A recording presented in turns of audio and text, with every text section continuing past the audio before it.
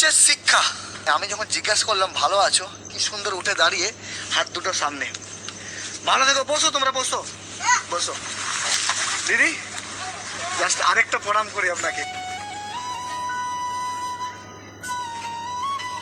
পড়াশোনা হচ্ছে?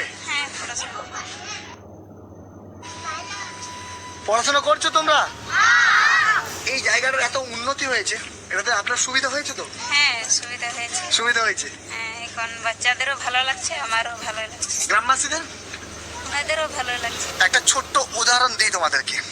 এই যে ম্যাডাম, এই ম্যাডামের হাত যদি আমি উপরে করি কি হচ্ছে? আমার হাত উপরে উঠছে, মানে ম্যাডামকে আমি উপরে তুললে আমি নিজে উপরে উঠছি। আর এই ম্যাডামকে যদি আমি নিচে নামানোর চেষ্টা করি তাহলে কি হচ্ছে? আমার হাতটাকেও নামাতে হচ্ছে, অলরেডি আমিও নামছি। তা কোনো মানুষকে তোমরা যদি উপরে ওঠানোর চেষ্টা করো তোমরা নিজেও উপরে উঠবে, আর কোনো মানুষকে যদি তোমরা নিচে নামানোর চেষ্টা করো তোমাদেরকেও নিচে নামতে হবে।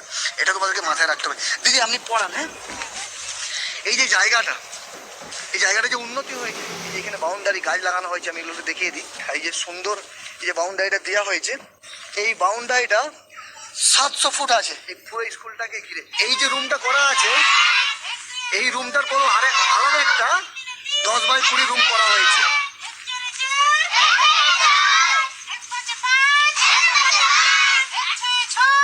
এটা দিয়ে পাঠিয়েছিল আমাদের বিষ্ণুপুরের আইসি অতনু সাদরা মহাশয়। উনি নাম করতে বারণ করেছিল যে আমি কিছু দিয়ে পাঠাচ্ছি, আমার নামের প্রয়োজন নেই, তবে ছেলেগুলো মানুষ হোক। এই যে সেট কতটা কাজে লেগেছে এনাদের। আর এই যে এইগুলোতে দরজা ছিল না। দিদি আসেন আসেন, বাইরে আসেন। এই দরজা করা হয়েছে, জানালা করা হয়েছে, সব কিছু লাগানো হবে। মালদী মুর্মু চাইলে ওই টাকার মধ্যে উনি ওনার বাড়ি বানিয়ে নিতে পারতেন, কিন্তু না, উনি স্কুলটার উন্নতি করেছে।